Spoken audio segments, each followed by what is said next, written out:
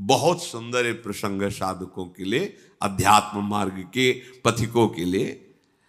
अगर वो ठीक से चलेगा तो जैसे आकाशवाणी होती है ऐसे उसके हृदय में वाणी प्रकट हो जाएगी। आकाशवाणी जैसे नहीं हुई, भीम जी जा रहे थे, आगे मत जाना, युधिष्ठिर जी जा आगे मत जाना, आगे सिद्ध और देवताओं का प्रवेश है, कोई अपराध बन जाएगा। ऐसे अंदर तुम्हारे आने लगे, ए सावधान, अब तुमसे गलती होने वाली है। और वो ऐसी वाणी होगी जो स्पष्ट सुनाई देगी, और आप अगर स्वीकार करेंगे तो आगे बढ़ जाएंगे। किसी से पूछने का प्रश्न का उत्तर ही नहीं, अंदर ही सब आ जाएगा। ये बहुत महिमा की बात है। जैसे आकाशवाणी होती है ऐसे तुम्हारे अंदर वाणी जागृत हो जाए, ए सावधान। बोले यार कोई तो हृदय में रोक रहा था पर मैंने सुना नहीं, हाय सुन लेता तो आज ऐसी दुर्दशा को न प्राप्त होता। यदि आप ठीक से चलोगे तो बाहर प्रश्न करने की जरूरत नहीं, अंदर ही आपको उपदेश प्राप्त होना प्रारंभ। यह अध्यात्म मार्ग है, ये बहिर्मुख मार्ग नहीं, ये अंतर्मुख मार्ग है। राग रूपी दोष के कारण 3 प्रकार से अधर्म की वृत्ति बढ़ने लगती है। पहला है मन से पाप का चिंतन, कलयुग में नहीं लगता है, पर मन से पाप का चिंतन होते ही संकल्प बन जाता है, क्रियाओं में उतार देता है। इतनी सामर्थ्य कलयुगी पुरुष की नहीं कि मन से किए हुए चिंतन को रोक सके, संकल्प ना बनने दे, क्रिया ना होने दे। तो मन से चिंतन का पाप नहीं लगता, पर वो जब उसका चिंतन हुआ, संकल्प बना, तो क्रिया तुम रोक ही नहीं सकते। पहला है मन का चिंतन, दूसरा है वाणी का पाप, तीसरा है क्रिया का पाप। अगर इन तीनों से अच्छी तरह से अपने को बचा लिया जाए तो कभी हृदय में क्लेश बाहर से पहुंच ही नहीं सकता। बाहर क्लेश में परिस्थिति है पर आप आनंदित हैं। अगर आपका हृदय क्लेशित है तो इन 3 में से कहीं एक भी होगा, तभी वो प्रवेश किया। या तो वाणी के द्वारा पाप हो रहा है, या आपके शरीर के आचरण के द्वारा पाप हो रहा है, या आपके मन के संकल्प पाप में बन रहे हैं। प्रवेश का अवसर मिल जाएगा, नहीं क्लेश हो ही नहीं सकता। जिस हृदय में नाम चल रहा है, निष्पाप है, उसका हृदय जल कैसे सकता है, क्लेशित कैसे हो सकता है? वहां तो आग लगती है भगवत मिलन की, विषय की चाह कहां। जो ऐसे नीच स्वभाव वाले पाप परायण मनुष्यों से मित्रता स्थापित कर लेता है, समझ रहे, मन से पाप का चिंतन, शरीर से पाप की क्रियाएं, वाणी से पाप की बातें बोलना, ऐसे लोगों को जो मित्र बना लेता है उसको उसी लोक की प्राप्ति होती, वही दुर्गति होती जो उसकी होती है। मित्र भी बहुत होश से बनाना चाहिए। जाके प्रिय न राम बैदेही तजिए ताहि कोटि बैरी सम यद्यपि परम स्नेही। मुझे पापाचरण में लगा रहे हो, अपनी मित्रता की दुहाई देकर, ऐसा मित्र हो ही नहीं सकता। मित्र तो वो होता है जो कुपथ निवार सुपंथ चलावा, गंदे मार्ग से हटा के अच्छे मार्ग में चलाए, उसे मित्र कहते। वो तो शत्रु है, अपने को मित्र घोषित करके हमारा पतन कराना चाहता है।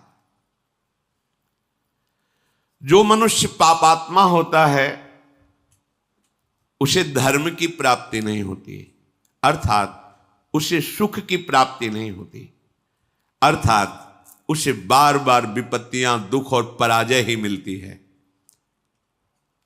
बार बार प्रश्न होता है कि प्रयास करने पर मैं सफल क्यों नहीं हो पाता? क्योंकि कोई टांग खींच रहा है तुम्हारी, ऊपर चढ़ने नहीं दे रहा। कौन है वो? तुम्हारा किया हुआ पाप कर्म तुम्हें आगे नहीं बढ़ने दे रहा। ये तो आप अच्छे से समझ लो, खूब हृदय के अनुभव की बात करते हैं। जहां गलती होगी तो तुम शरणागत हो, तुम्हें आगे जन्म में नहीं भुगतना है, अभी भुगतना है। क्योंकि कैसे भी हो तो श्री जी के ना, आप देख लेना, अगर गलती करोगे तो इसी, अब आगे के लिए तो नहीं, क्योंकि बहुत कृपा है, वो तो विश्वास करो। शरणागत हो, जैसे भी हो, मेरी महारानी जो नेक हो न रिस्कऊं भूली हूं न हो सकी, स्वभाव है। पर मेरे प्रीतम का जो विधान है तुरंत भोगना होगा, तुरंत। ये जो पापाचारियों को तुरंत भोगना नहीं होता ना, क्योंकि इनको बहुत भोगना है। शरणागत को तुरंत उसका दंड मिलेगा, 2, 4, 6 दिन में, 10 दिन में देख लेना। अगर थोड़ी भी गलती हुई है तो आपको झुकना पड़ेगा, आपको जलना पड़ेगा, आपको रोना पड़ेगा, आपको कष्ट भोगना पड़ेगा। तुरंत, क्योंकि वो ब्याज सहित आगे नहीं मिलना है। तुम शरणागत हो, तुरंत हिसाब होगा। पर जो पापाचारी जन होते हैं, वो जब पापाचरण करते हैं तो उनको तुरंत पुण्य लगा दिया जाता है उनके साथ। अब उनको लगता है कि मेरे पाप का कोई परिणाम तो मिल नहीं रहा, बड़ी मस्ती है, पर वो जान नहीं रहे कि जिससे मस्ती आ रही वो तो खत्म हो रहा है। अब जो हमने नई फसल बोई, पुराना जो पाप है जब मिलेगा तो मस्ती की क्या बात, श्वास लेने लायक नहीं रह जाओगे। बहुत सावधान। उपासक को चाहिए कि जिन सुखों को तुम भोगों में ढूंढ रहे हो वो वहां नहीं है, वो तुम्हारे अंदर है। सुख राशि तुम्हारा स्वरूप है। आनंद सिंधु भगवान तुम्हारे हृदय में बैठे, तभी विश्राम मिलेगा। मान लो अगर ये बात तुम्हारी अभी समझ में नहीं आ रही तो मान के चलोगे तो समझ में आ जाएगी। सबके भीतर महासुख है, बाहर नहीं है। हम सब बाहर ढूंढ रहे हैं, आज तक कोई सुखी नहीं हुआ। लौटो, अंदर लौटो। सर्वात्मना न विसृजेत बहिरिंद्रियाणि एकश्चरण चित्त मनंत ही से। अपने चित्त को अनंत महिमा वाले प्रभु के नाम में लगा दो, उनकी लीला कथा में, उनकी सेवा में सत्कार्य करते, अभी आनंद आ जाएगा। अभी आनंद की पहचान ही आप नहीं जानते। तुम्हारी बुद्धि पवित्र हो जाएगी, तुम सूक्ष्म हो जाओगे, तुम्हारे सामने तत्व होगा, ये सृष्टि नहीं होगी। तभी तुम महात्मा कहे जाओगे। महात्मा उसी के आगे लगता है सर्व रूपों में अपने प्रभु का साक्षात्कार कर लेता है। वासुदेवा स्वरमिति समहात्मा सुदुर्लभा। वो दुर्लभ महात्मा है जो सब जगह अपने प्रभु का दर्शन करता है। चित्तस्य ही प्रसादेन हंति कर्म शुभाशुभम प्रसन्नात्मात्मनि स्थित्वा सुख मानन मश्नुते। जब तुम्हारा चित्त प्रसन्न हो जाएगा, सबसे बड़ी उपलब्धि हुई। चित्तस्य ही प्रसादेन, आनंद से लबालब हो रहा है चित्त। क्यों? क्योंकि आनंद का चिंतन हो रहा है। आनंद कौन है? प्रभु। मुरारी पादार्पित चित्त वृत्ति, एक एक वृत्ति से प्रभु का चिंतन कर रहा है, सब सेवाएं कार्य करते हुए। प्रसादेन, एकदम आनंद, प्रसन्नता। अगर चित्त ही प्रसन्न नहीं है तो समस्त शुभ कर्मों का फल जो सुख आया है लौकिक, वो जलाता रहेगा, तुम्हें सुख नहीं भोगने को मिलेगा। बहुत समझिए, चित्त प्रसन्न है तो आपके पास कुछ ना होते हुए भी आप बादशाह हैं, और चित्त जल रहा है तो सब कुछ होते हुए भी आप अभागी हैं। क्योंकि जो सुख चाहिए वो तो है नहीं, सब है, पर चित्त प्रसन्न नहीं है। चित्त कभी भोगों के संग्रह से या भोगने से प्रसन्न नहीं होता, हर्षित होता है, और हर्षित का परिणाम शोकित होता है। प्रसन्नता होती, ब्रह्मभूता प्रसन्नात्मा न शोचति न कांक्षति।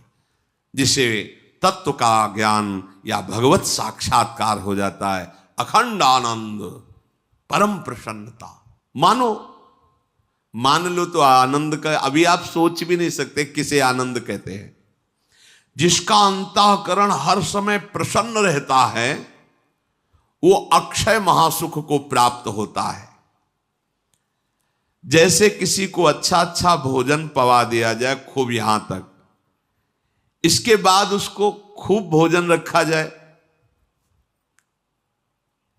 ऐसी तृप्ति हो जाती है। ब्रह्मादिक के भोग सब विषम लागता है। अब उदाहरण उस आनंद का तो कोई है नहीं जोड़, तो कह रहे कि जैसे कोई खूब गले तक छक जाए, इसके बाद उसको कहो कि आधा लीटर खीर और पी लीजिए, थोड़ा गुलाब जामुन। ऐसे जब चित्त में भगवदानंद होता है तो ब्रह्मादिक के भोग भी उसे कैसे लगते हैं? विष के समान। अब और कछु न सुहाय जुगल सेवा सुख पगे। कुछ नहीं, अब कुछ नहीं, अब कछु नाथ न चाहिए। प्रभु अब कुछ नहीं चाहिए, बस अब कृत्य कृत्य भयो। ये कब होगा? यही सुख है अब पाए। वो क्या? चित्त का प्रभु के चिंतन में लगे रहना। कैसी होती है ऐसे चिंतन करने वाले की हृदय स्थिति? बोले जैसे वायु रहित स्थान में दीपक जलाया जाए तो एक तार लो, ऐसी होती है प्रसन्नात्मा का भगवत चिंतन। स्वाभाविक हर समय चल रहा है। ये न सोचे कि भावदेह की प्राप्ति हो जाएगी तो सब क्रियाएं बंद हो जाएंगी, फिर हमारा गृहस्थी का कार्य कैसे होगा। ऐसा नहीं है। आप देखो, हित सजनी के अवतार हैं महाप्रभु हरिवंश चंद्र जो अवतार है ना। गृहस्थी में जब तो 3 पुत्र 1 कन्या, पूरा सब भागवतिक उपदेश, भागवतिक व्यवहार। वहीं बंचंद महाप्रभु, कृष्णचंद महाप्रभु, गोपी नाथ महाप्रभु, ये तो महाप्रभु के पुत्र। साप देवी एक बालिका भी थी और हित सजनी के अवतार है, तो उनको भाव प्राप्त करना है क्या। अच्छा, यहां जब वृंदावन नित्य सेवा श्री जी की प्रातः से शयन तक सेवा में कोई त्रुटि नहीं। आए हुए जनों को अब उपदेश भक्ति को कहो, जैसी विधि जाके चित रहो, लहो जो मनवांछित सफल। जैसी जैसी भक्ति सबके हृदय में सब हो रहा है ना। और है कौन वहां भाव थोड़ी प्राप्त कर, वो तो आए ही है भाव दान करने। तो ऐसा नहीं कि इस भाव को प्राप्त हुआ वो बोल नहीं पाएगा, वो चल नहीं पाएगा, वो क्रियाएं नहीं, ऐसा नहीं। ये अलौकिक सामर्थ्य होती है। दुर्वासा जी की स्थिति से भी बड़ी स्थिति अम्बरीश जी की है। कैसे प्रमाणित करो। तो दुर्वासा जी ने कृत्या पैदा करी, अम्बरीश जी एक कदम पीछे नहीं हटे, सुदर्शन खेद लिया तो त्रिभुवन में भागते घूमे दुर्वासा जी। स्थिति यहीं से देख लो। कृत्या भयंकर ज्वालामयी अम्बरीश जी को नष्ट करने के लिए दुर्वासा ने प्रकट की और दौड़ी दुर्वासा जी की प्रेरित होकर अम्बरीश जी की तरफ। ऐसे हाथ थे दुर्वासा की प्रणाम मुद्रा, एक कदम पीछे नहीं हटे। स्थिति देखो। और जे ही सुदर्शन चक्र ने कृत्या को नष्ट किया और दुर्वासा जी को दूर से ताप, तो पूरे त्रिभुवन में भागते गए। भागना पड़ा, खड़े नहीं रहे।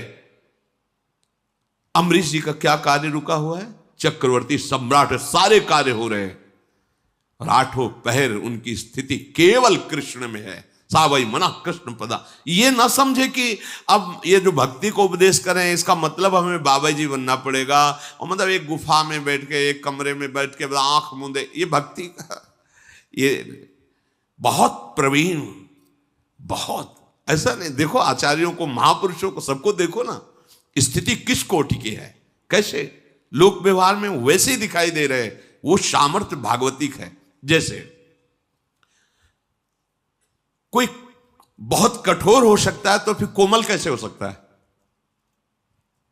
एक ही बात तो होगी ना। बहुत कठोर हृदय तो कोमल हृदय उसको कैसे कहा जा सकता है।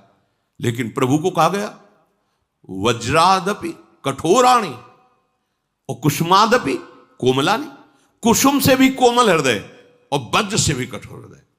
प्रभु को कहा गया अणुअणियान महतो महियान। वो छोटे से सबसे छोटा है और बड़े में सबसे बड़ा महान है। जो सूक्ष्मदर्शी से जीव देखा जाए उसके हृदय में आराम से शयन कर रहा है मेरा गोविंद। और अनंत ब्रह्मांड एक रोमकूप में वास कर रहे हैं। दिखलावा ते माते अद्भुत रूप प्रचंड, रोम रोम प्रतिलागे कोटि कोटि ब्रह्मांड, अणुअणियान महतो महियान। उसका दास है तो वो अगर व्यवहारिक क्रियाएं सम्यक करता हुआ अपनी स्थिति में, तो कौन सी आश्चर्य की बात है। क्योंकि सर्वाश्चर्य में प्रभु की आराधना है। ये न सोचे कि हम गृहस्थी में अगर हमको ऐसी कोई, एक लिए पूछा था जब भगवत प्राप्ति हो जाएगी तो सोने को मिलेगा कि नहीं, सोने को मिलेगा नहीं, हमें तो डर लगता है भगवत प्राप्ति वाली बात सुन के कि मतलब पता नहीं क्या होता होगा। जैसे सोने में आनंद आता है, खाने पीने, ये सब चलेगा कि नहीं मतलब भगवत प्राप्ति की स्थिति को समझ कैसे बताए। अब ये बताने लायक बात ही नहीं कि मतलब उसको शब्द ही नहीं, उसको कैसे शब्द में मुंह का स्वादनवत एक अद्भुत परमानंदमय स्थिति में सब कुछ करने में। भाई जी के जीवन चरित्र में आया, प्रकाशित भी है, उसमें लिखा भी। जब भाई जी की पत्नी ने भाई जी की महिमा और सुनी देखी सब, तो उन्होंने कहा आप तो भगवत प्राप्त हो गए, आप तो भगवत स्वरूप हो गए, मेरा क्या, मेरा गृहस्थ धर्म तो ऐसे ही रह गया ना, मुझे एक संतान चाहिए थी। तो भाई जी ने इसे सर पे हाथ रखा, कहा तू क्यों चिंता करती है, तेरे लिए हनुमान प्रसाद ही है। और इसके बाद सावित्री नाम की कन्या प्रकट हुई। जिन भगवान से अनंत ब्रह्मांडों का सृजन होता है, उनके दास के संकल्प से एक कन्या प्रकट हो जाए, कोई बड़ी बात है? भोग इच्छा नहीं है, लेकिन उनमें इतनी सामर्थ्य है। विषयान ग्रहण तो मुंचन, तो ऐसी वो स्थिति है। अब उसको तो इसलिए हम खोल के बता रहे कि ये लगेगा ये बाबा जियों को स्थिति प्राप्त हो, गृहस्थ हम तो हमारा तो सब घर चौपट हो जाएगा ना, माताएं बहनें गृहस्थ सब परेशान हो जाएंगी कि ऐसी स्थिति। मतलब जैसे कोई कहने लगते ना कि इनकी तो बड़ी ऊंची स्थिति है, अभी तो कुछ काम ही नहीं करते, बस कहते हो ऐसा। देखो, हम आपको प्रार्थना करते हैं कि ऐसा कोई नाटक मत करो जिससे भक्ति को आप दोषी ठहराएं, कि जिसके हृदय में भक्ति आ जाती है वो किसी कार्य लायक नहीं रह जाता। ऐसा मत कीजिए, नाटक मत कीजिए। हम आपको प्रार्थना करते हैं, आप लोग घंटा 2 घंटा 4 घंटा भक्ति करते होगे, संत जन जीवन इसी में चला जाता है, और फिर आपके बीच में बैठ करके वो बेहोश तो नहीं हो जाते हैं? आप ऐसा तो नहीं है कि कोई भी कार्य ऐसा हो रहा है क्या, या किसी भी बड़े महापुरुष बड़े बड़े संत हमारे भारत में हुए, कैसी भाई कोई नहीं? एक ज्ञान विज्ञान की अखंड धारा जागृत होती है, आनंद की अद्भुत धारा, उस धारा में डूबे हुए बिल्कुल व्यवहार से। किसी भी महापुरुष के चरित्र पढ़ के देखो। ये कभी भावना मत कर लेना कि ये ऊंची स्थिति भागवती स्थिति का मतलब है कि मनुष्य बेकार हो गया। बेकार नहीं होगा, परम प्रवीण हो गया।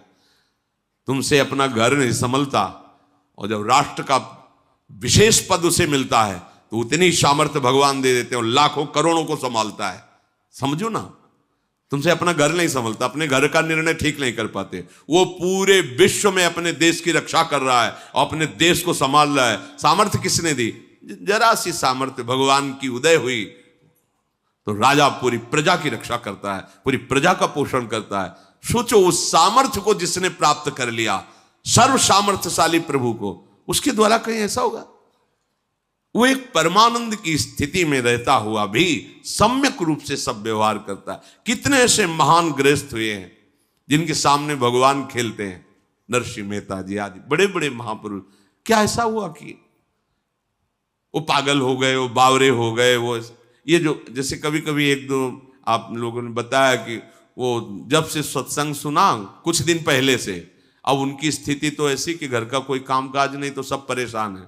भैया, हम हाथ जोड़ के कहते हैं ऐसी कोई स्थिति नहीं होती, ऐसी स्थिति नाटक की होती है, ऐसा मत कीजिए। क्योंकि बड़े बड़े संतों के दर्शन किए हैं, वो अपनी सम्यक दिनचर्या रहती है, ऊंची स्थिति है, सम्यक दिनचर्या रहती। ऐसा नहीं होता कि घर वाले परेशान हैं कि पता नहीं कौन सा मतलब जादू चढ़ गया, ऐसा नहीं होता। या फिर एक दो जैसे कभी वो झटके, और ये झटके मटके कुछ नहीं होते हैं, ये भगवत आनंद है। ये मतलब है ना, वो मूर्छित हो, राधा मूर्छित हो गए ऐसे। अब वो पानी डाल रहे हैं, कोई चरण रज लगा रहा है, कोई चरण छू रहा है, ऐसा नहीं होता है। हाँ, ऐसा होता है। वो एक अलौकिक स्थिति है। सच्चे मार्ग से चलो, स्थिति प्राप्त हो जाएगी। वो ऐसा मत करो जिससे तुम्हारा जो सौभाग्य उदय हुआ है वो नाटक में फंसकर नष्ट हो जाए। सही मार्ग का अवलंबन लो। जो अपने साधन भजन पवित्र आचरण का क्रोध दिलाने वालों से प्रेरित होकर क्रोध करके उनका अपमान करता है, अपने क्रोध को प्रकट कर देता है, तो ये प्रमाद उसकी भजन वृत्ति को रोक देता है। बहुत ध्यान से। इसीलिए पूज्यपाद उड़िया बाबा ने कहा कि भजनानंदी महात्मा को क्रोध से बचना चाहिए। 1 महीने के किए हुए भजन को एक बार का क्रोध प्रभाव रोक देगा। अब बाबा तो सिद्ध महापुरुष थे, उन्होंने जो अनुभव किया वो बोला, पर शास्त्र भी कहता है कि यदि आपको कोई क्रोध दिला रहा है, दिलाएंगे, मतलब ऐसे कि हमारा कोई मतलब नहीं, पर वो जानबूझ करके आपको रोकेंगे, छेड़ेंगे, आपको परेशान करेंगे, ऐसा षड्यंत्र रचेंगे कि आपको गुस्सा आवे। जैसे एक अभी पीछे सुनाया था ना, शिष्य ने कहा गुरुमंत्र ले, तो तुम्हें क्रोध दिखाई देता है, तो गुरुजी ने ही प्रेरणा की, झाड़ू मार देना, आपकी टोकरी डाल देना, ऊपर पूरी डाल देना। तो हमारे गुरु भगवान है, वही प्रेरित करते हैं, जाओ पीछे से बोल, बड़ा पाखंडी नीच है, देख ड्रामाबाज जा रहा है, वैसे दृष्टि जाएगी, ड्रामेबाज कहा है, पाखंडी कहा है, अच्छा तो फिर हम तुम्हें दिखाएंगे कि हमारा अब आ गया। बिल्कुल नहीं, चुप, प्रणाम, और रोना चाहिए, प्रभु देखो ये ठीक कह रहे हैं, मैं हूं ना, पर जैसा हूं आपको नाथ मुझे स्वीकार कर लो। प्रभु देखो अब तो गवाही मिल गया ना, पहले तो हम ही एकांत में कहते थे मैं नीच हूं, मैं पाखंडी हूं, अब तो गवाही मिल गया, जब गवाही मिल जाए तो पक्का हो जाता है ना। तो प्रभु पतित पावन हो, दयामय हो, आप हम पे ये भाव आने चाहिए। क्यों? तो क्रोध दिलाने के लिए आएंगे, पक्का आएंगे, और आते हैं जिंदगी में, देखने को मिल। कितने गृहस्थ जन आके कहते हैं कि हम बहुत बचना चाहते हैं, पर हमारे को ऐसा छेड़ा जाता है, ऐसा किया जाता है कि हमें गुस्सा आ जाता है। ना आए पाए, उसे चुपचाप सहन कर लो, आप अपने भजन को बचा लो। ये पवित्र मार्ग है, अध्यात्म मार्ग है। बार बार गुस्सा करते रहोगे तो अनुभव ही नहीं आएगा। स्मृति नष्ट करता है गुस्सा। कामा संजायते क्रोधा, क्रोधा स्मृति विभ्रमा, और स्मृति हमारा धन है, भगवत स्मृति क्रोध चुरा लेगा, बहुत सावधान। उपासक को चाहिए कि पूर्व रात्रे परे चैव युंजान सततम मनः, लघ्वाहारो विशुद्धात्मा पश्चन्नात्मान आत्मनि। यदि तुम्हें इसी जन्म में भगवत प्राप्ति करनी है तो लघ्वाहारो लिखा है, थोड़ा भोजन पर सुधार कीजिए, हल्का भोजन कीजिए, मतलब जितना आपके, अब जितने में आप कितना उतना नहीं है, मतलब प्राण पोषण हो जाए, आपकी दिनचर्या चल जाए। क्योंकि आप जैसे भगवत मार्ग के पथिक हैं तो अधिक भोजन पाएंगे। देखा है, ये भी अनुभव की, अधिक भोजन से भजन में अरुचि होती है। स्वादिष्ट अधिक भोजन पा लेने से वो सतोगुणी भोजन भी तमोगुण हो जाता है, उसमें प्रमाद स्थिति आ जाती है। इसलिए कह रहे हैं, आदेश करें लघ्वाहारो, भोजन का एक आप अनुपात बना लीजिए कि आपको इतने भोजन से चल जाएगा, और बहुत काल तक आप अपने नियम में स्थित रहिए। पर मानता तो कोई है नहीं, मान जाओ, मानने के लिए ही सत्संग हो रहा है, मान जाओ। जितना आप एक नियम बना लो, आप एक दिन पा के देखो, और वो लघुआहार वही माना जाएगा भोजन पाने के बाद तुरंत क्रिया या बैठना पड़े, मतलब कोई क्रिया में लगना पड़े या बैठना पड़े, आपको पेट का वजन नहीं आना चाहिए। ऐसा नहीं लगना चाहिए या खाए तो थोड़ी देर लेट जाए, ऐसा लेट जाओ अच्छा है, पर आपको नहीं लगना चाहिए। इतना भोजन लघुआहार कहा जाता है। जैसे 4 रोटी पाने की दम है और आप 2 पा लो तो वो लघुआहार के अंतर्गत आएगा। इतना कम भी नहीं पाना है कि भोजन का चिंतन होता रहे, भोजन का चिंतन छूट जाए, और पेट का चिंतन ना हो कि इतना अधिक पा लिया है कि अब गैस की गोली चाहिए, और फिर सुबह कब्ज निवारण के लिए औषधि चाहिए, और अब क्रिया में भजन में मन नहीं लग रहा। ऐसा नहीं, एक नियत, साधक को एक नियत भोजन अनुपात में कर लेना चाहिए। इतना हमें, इतनी सब्जी, उसे उचित रहता है बार बार ना लेना। जैसे पंगत में बार बार चलाया जाता है, अपने घर की बात है, बार बार ना लेना, ये बहुत उचित रहेगा। एक बार में आपने देख लिया, भाई हमें 4 रोटी रखिए, इतनी दाल, इतनी सब्जी, इतना है, बस। दूसरे बार बार ले, हमें सबके लिए निषेध नहीं, हमारा एक इतना है, बस इतने में हो जाए। अब पा लिया, बस उठे, बोले खीर अमुक अमुक, हाँ ठीक है, आप इतनी खीर रख, हाँ बस ठीक है, ठीक है, वो अनुपात देख लिया हमारा भोजन, हाँ बस ठीक, जाइए। अब वो बहुत अच्छी चीज लगी, दोबारा मांगना नहीं, तो ऐसे आप चल सकते हो। और अगर परोसने में गरम गरम बार बार में, तो फिर अरे नहीं लीजिए, एक और गुलाब जामुन लीजिए, तो चलो नहीं मानते हो तो लाओ, ऐसे ऐसे। और साधु समाज में सिखाया जाता है कि पंगत पवाने का मतलब समझते हो, पंगत पवाने वाला बहुत प्रवीण होना चाहिए। ना कब माना जाता है, जब पीछे से उठ जाए ऐसे नहीं, ऐसे तब नहीं माना जाता। बोले ऐसे, अब जानते हो कैसे ना किया जाता है? बोले खीर खीर खीर, सामने है खीर, नहीं ऐसे हाथ हटा के हम तब, अरे आप क्यों डाल दिए?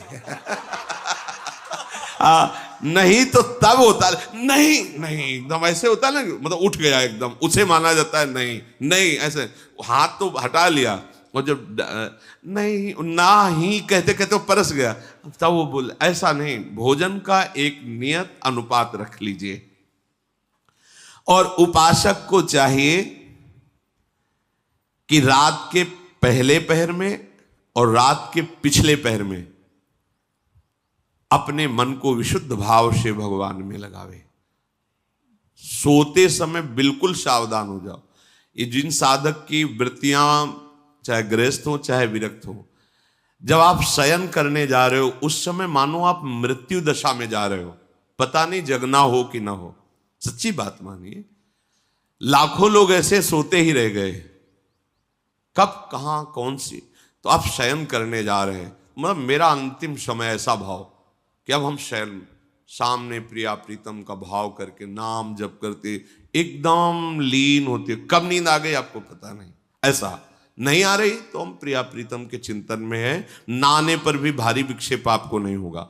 और जब जगे तो केवल प्रभु का उस समय चिंतन होना चाहिए। सारे पूरे दिन का पूर्व प्रपंच चिंतन में ना वो करेगा मन, जहां चेतना जगी तो शुरू। उपासक की चेतना लुप्त होती है प्रभु में और जागृत होती है प्रभु में। संदेश जो यहां है कि रात्रि के प्रथम पहर में और रात्रि के अंतिम पहर में, अर्थात सोते समय भगवदानंद में डूबकर सो, भगवत चिंतन, और जगते समय भगवत चिंतन, तो पूरी रात्रि का समय आपका भजन हो जाएगा। ऐसा होता है? ऐसा करते हो? देख लीजिए, आप ऐसा कीजिए। खास समय सोने का जब है, पूरे दिन की दिनचर्या का परिणाम समझो, समय नाम जप करते, और बीच बीच में देखा कि कोई गलती तो हमसे आज की दिनचर्या, अगर गलती हुई तो प्रभु से क्षमा मांगिए, आगे ना हो ऐसा निश्चय कीजिए और नाम जप। और जब जगे तो कुछ क्षण अपनी सैया पे ही तत्काल बैठ जाइए, पहले नाम जप कीजिए, सब चिंतन को हटाइए, नाम जप कीजिए, फिर आप अपनी दिनचर्या में लगिए।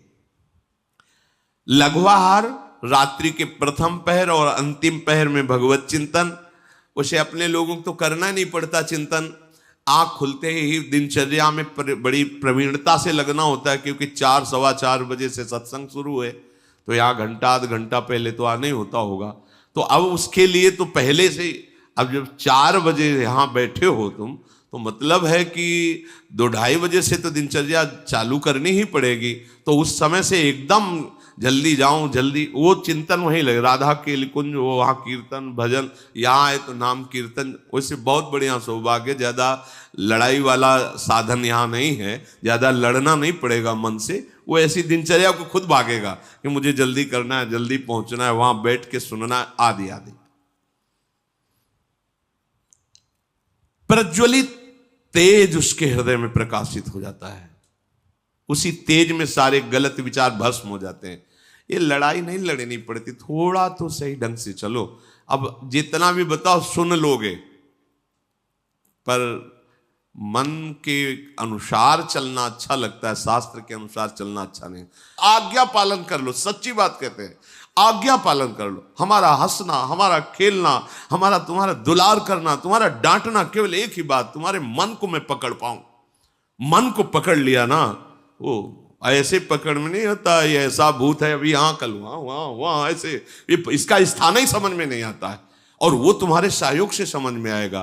तो जैसे ज्यादा इससे बैर भी नहीं किया जा सकता, क्योंकि हमें इसी से भगवत प्राप्ति करनी। बात ये भी समझो, इसी से हमें भगवत प्राप्ति करनी।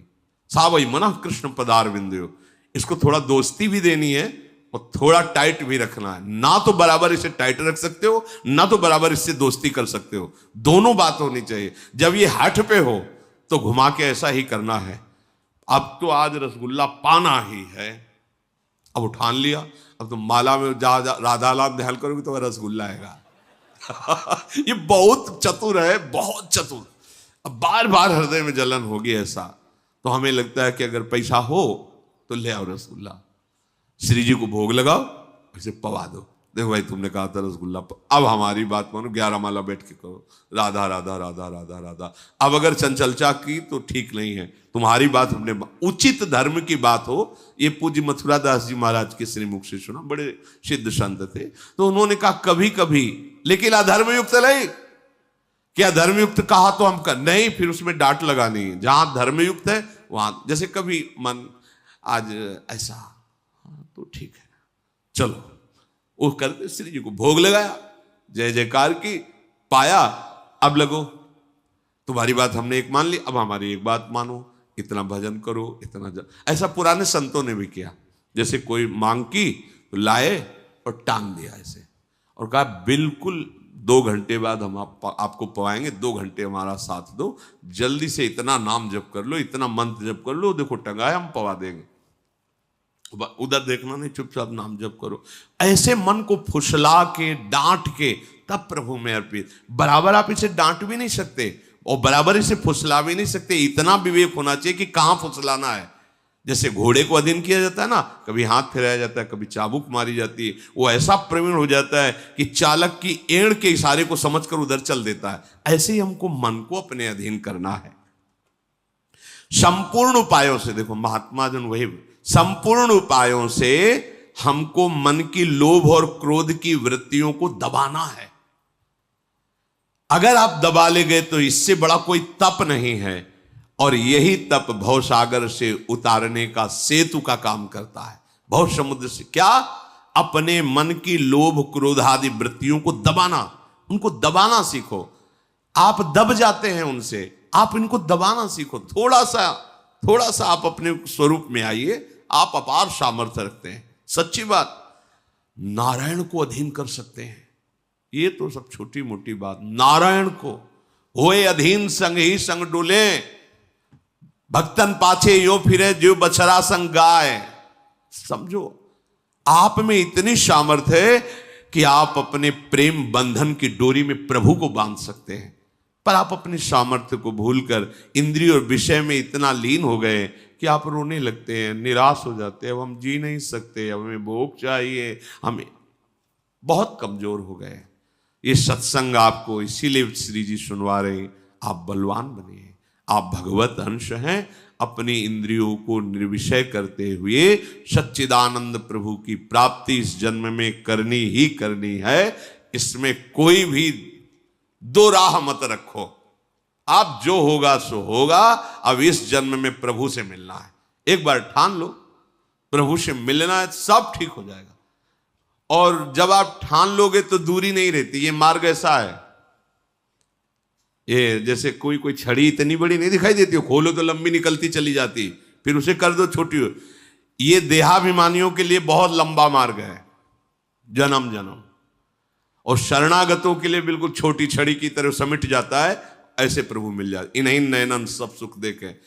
बहुत दूर है, बहुत कठिन है भगवत प्राप्ति। किसको? मुझे। लेकिन आपको तो आपके अजात पक्षायु मातरम खगा शरण में हो जाओ और पुकारो राधा राधा, मंगल हो जाएगा। शेष चर्चा आगे। श्री राधा वल्लभ लाल।